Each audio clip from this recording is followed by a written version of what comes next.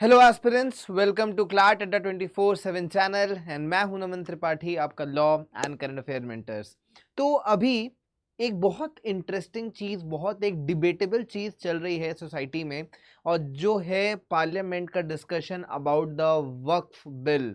तो वक्फ प्रॉपर्टीज़ को लेकर एक नया बिल आया है जो पार्लियामेंट में पेश किया गया है, और उसको लेकर काफ़ी ज़्यादा जो है डिबेट छिड़ गई है मुस्लिम कम्युनिटी के बीच में with respect to the changes which has been recommended in the bill. तो आइए समझते हैं कि क्या है ये बिल और क्यों लाया जा रहा है इस बिल को, और इसके पीछे की हिस्ट्री क्या है। तो welcome all of you to this amazing video, और अगर आप पहली बार चैनल पर आए हैं तो सब्सक्राइब करना मत भूलिएगा। तो चलिए वीडियो की शुरुआत करते हैं। तो जो वक्फ अमेंडमेंट बिल 2024 आया, उसका सीधा पर्पस ये है कि Waqf is one of the biggest land acquisition organisation in our country.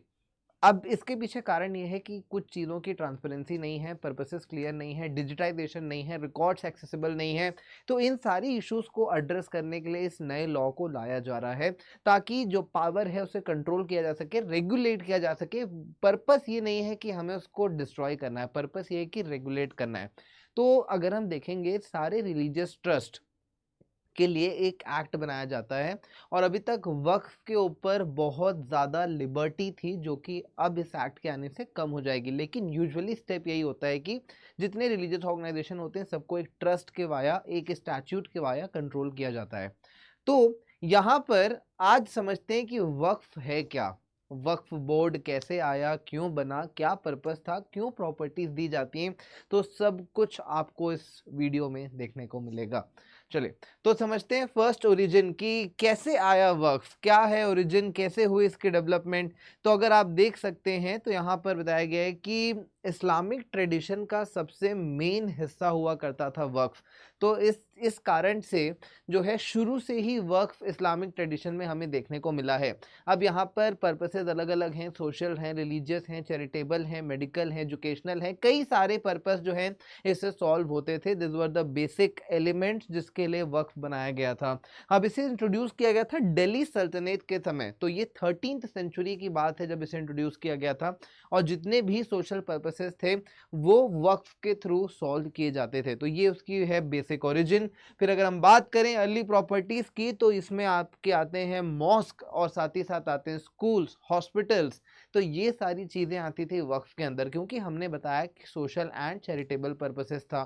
तो इसी पर्पस को सॉल्व करने के लिए, ताकि जो भी जो प्रजा है, जो उस समय के राजा, मुगल राजा हुआ करते थे, उनकी जो प्रजा है, उनकी प्रजा को किसी भी प्रकार की परेशानी ना हो, इसी कारण सोशल कॉजेस के अंदर इन सभी चीज़ों को जो है लाया गया था। आप देख सकते हैं मॉस्क, स्कूल्स एंड हॉस्पिटल्स। अब अकबर और औरंगजेब, ये दो बहुत ही प्रोमिनेंट फिगर रहे हैं जिन्होंने वक्फ को एक बड़ी हाइट पर पहुंचाया है, एक न्यू स्केल दिया है। कम्युनिटी डेवलपमेंट के नाम पर ये दोनों जो रूलर्स थे, इन्होंने काफ़ी ज़्यादा काम किया। अब अगर हम बात करें ग्रोथ की, तो ग्रोथ जो है सबसे ज़्यादा जो हुई, अगर वो हुई है मॉस्क एंड मदरसास। तो ये जो दो सबसे प्रोमिनेंट फैसिलिटीज़ थी। आप, अगर मैं आपको एक बहुत ही मॉडर्न एग्जांपल दूं, तो एक मूवी आई थी, और उस मूवी का नाम मुझे याद नहीं है, लेकिन एक गाना उसका बड़ा फेमस था, कुन फाया कुन, जिसमें रणबीर कपूर गिटार बजाते दिखाई दे रहे हैं। और वहाँ पर आपने देखा होगा कि रणबीर कपूर भी किसी मॉस्क में जो है बैठे हैं, और अगर आप उस पूरे वीडियो को देखेंगे तो आपको समझ में आएगा कि वो पूरा वीडियो मॉस्क के अराउंड बनाया गया है, जहाँ पर लोग जो है सो रहे हैं, एक कम्युनिटी हॉल बनाया गया है, लोगों के खाने की व्यवस्था है। तो that is why mosque was a major element of the social purpose. तो मॉस्क में लोगों को रहने की जगह दी जाती थी, खाने की जगह दी जाती थी, शेल्टर दिया जाता था। तो एक बहुत बड़ा सोशल पर्पस मॉस्क के थ्रू सर्व होता था। मदरसाज में लोगों की एजुकेशन कराई जाती थी, तो इस्लामिक एजुकेशन प्रोपोगेट किया जाता था मदरसाज के through. That is why mosque and Madrasa were the two prominent element of the Waqf property. तो जो डेवलपमेंट हुआ, जो ग्रोथ हुई, वो ग्रोथ इन दो स्पेसिफिक एरियाज में सबसे ज़्यादा हुई, क्योंकि ये दो चीज़ें बहुत बड़े लेवल पर सर्व करती थी। ये चीज़ें वैसे ही हैं जैसे 1984 में हमें ऑपरेशन ब्लू स्टार के समय देखने मिला था, जब खालिस्तानी टेररिस्ट घुस बैठे थे अमृतसर के गोल्डन टेम्पल में, जो कि सिखों का बहुत बड़ा श्राइन है। तो उसी तरीके से हर रिलीजियस ट्रस्ट, हर रिलीजियस ऑर्गेनाइजेशन लोगों को शेल्टर देता है, खाना देता है, एवरीथिंग फॉर फ्री। तो इसीलिए मॉस्क का भी पर्पस लगभग कुछ ऐसा ही हमें देखने को मिलता था। अब यहाँ पर जो बड़ी सबसे मेजर प्रॉपर्टीज है वो है Jama Masjid and Fatehpuri mosque in Delhi. तो दिल्ली की जामा मस्जिद सबसे बड़ी है, सबसे फेमस मानी जाती है, और फतेहपुरी मस्जिद। तो ये दो मस्जिदें हैं जो बहुत बड़ी हैं और ये मेजर प्रॉपर्टी है Waqf, one of the most renowned property जहाँ से इनके सारे ऑपरेशंस हैंडल होते थे। तो ये दो चीज़ें हो गई, राइट। अब इसी के साथ साथ यहाँ पर जो वक्फ होता, वक्फ को ऑटोनॉमी दी गई थी कि रिलीजियस मैटर से हटकर जो एडमिनिस्ट्रेशन वाला काम है वो वक्फ करता था। वहां पर किसी भी प्रकार की छेड़छाड़ उनके साथ नहीं की जाती थी, उनको पूरी आज़ादी थी अपने डिसीजंस को लेने के लिए। लेकिन उसके बाद जो एंट्री होती है वो एंट्री होती है ब्रिटिशर्स की। अभी तक जो चल रहा था वो बिल्कुल चल रहा था किस प्रकार से दिल्ली सल्तनत के हिसाब से जो मुगल रूलर थे वो इसे रन करते थे, रूल करते थे। अब आती है यहाँ पे ब्रिटिश गवर्नमेंट, ब्रिटिश सरकार, और यहाँ पर लाया गया वक्फ वैलिडेटिंग एक्ट ऑफ 1913। तो ब्रिटिशर्स के आने से काफ़ी सारे चेंजेस किए गए, क्योंकि ब्रिटिशर्स का जो मेजर पर्पस था वो डिवाइड एंड रूल था। वो चाहते थे किसी ना किसी प्रकार से ऑटोनॉमी को कर्ब कर दो, और ऑलरेडी ये लोग परेशान हो जाएंगे। तो ये चीज़ बहुत ज़्यादा इम्पैक्ट करी, और इसीलिए यहाँ पर से शुरुआत हो गई थी वक्फ को रेगुलेट करने की। अभी तक इनके पास कोई भी रेगुलेटिंग एक्ट नहीं था, लेकिन 1930 में लाया गया वक्फ के रोल्स, वक्फ की प्रॉपर्टीज एंड रेगुलेशंस डिफाइन करने में कि कैसे इन्हें हम स्केल अप करेंगे।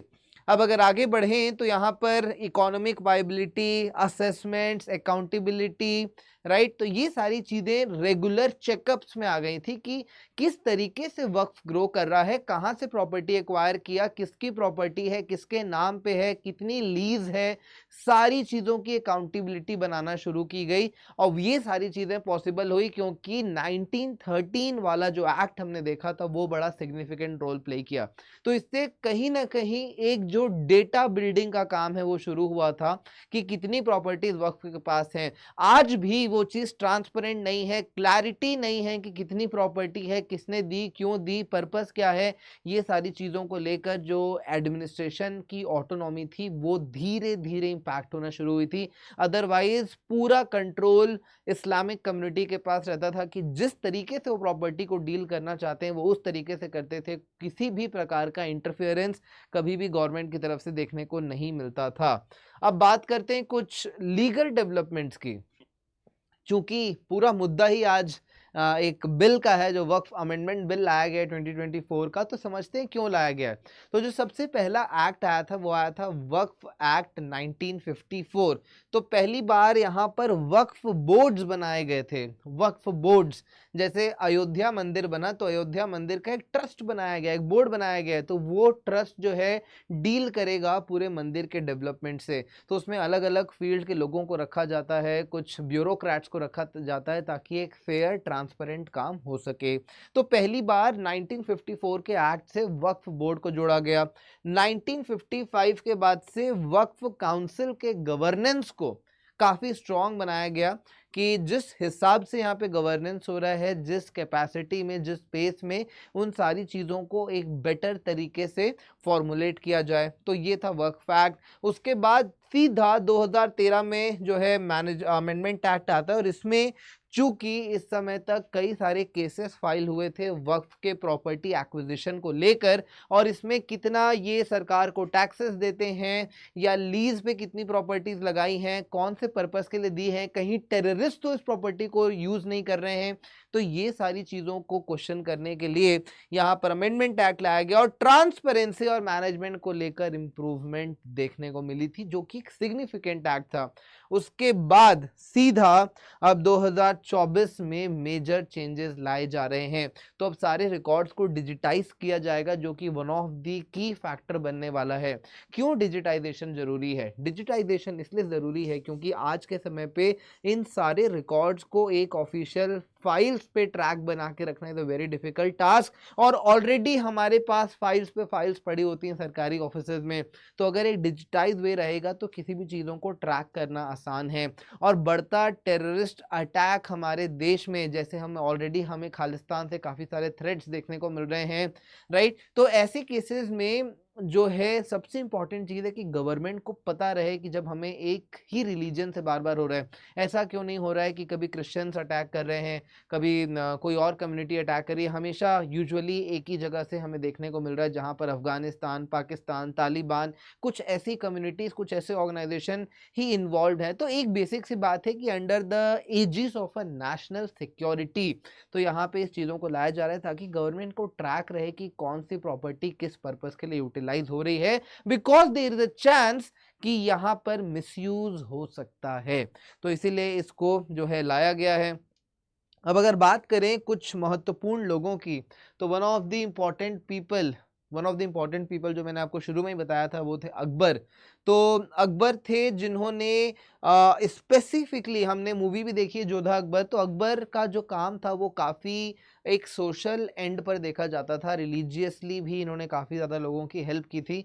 तो एजुकेशन, रिलीजियस और सोशल डेवलपमेंट पे एम्परर अकबर का नाम सबसे बड़ा आता है, सामने आता है। उसके बाद थे अहमद खान, जिन्होंने मुस्लिम कम्युनिटी के राइट्स के लिए फाइट किया। यहाँ पर जो कम्युनिटी राइट्स थी, one of the essential rights था, क्योंकि उस समय पर हमें जैसे कि मैंने बताया कि जैसे जैसे ब्रिटिशर्स का इन्फ्लुएंस बढ़ा वैसे वैसे यहाँ पर इंटरफेरेंस बढ़ रहा था। तब इन्होंने हक की लड़ाई की। प्रिजर्वेशन ऑफ वक्फ लैंड जो one of the major concern था, क्योंकि जैसे जैसे हम ग्रो कर रहे थे हमें इंफ्रास्ट्रक्चर ग्रो करने के लिए लैंड की नीड थी। तो उस समय पर वक्फ की लैंड को भी एक्वायर किया जाता था। तो उस केस में इन्होंने हेल्प की थी प्रिजर्वेशन ऑफ वक्फ लैंड के लिए। और अगले थे जस्टिस अमीर अली। तो जस्टिस अमीर अली वाज अनदर की फिगर। जब 1930 का ये एक्ट बना था, वक्फ वैलिडेटिंग एक्ट, तब ये उस समय उस बोर्ड में शामिल थे जो ये एक्ट बना रहे थे, और काफ़ी हद तक इन्होंने अपने वक्फ की परंपरा को बचाने का प्रयास किया था।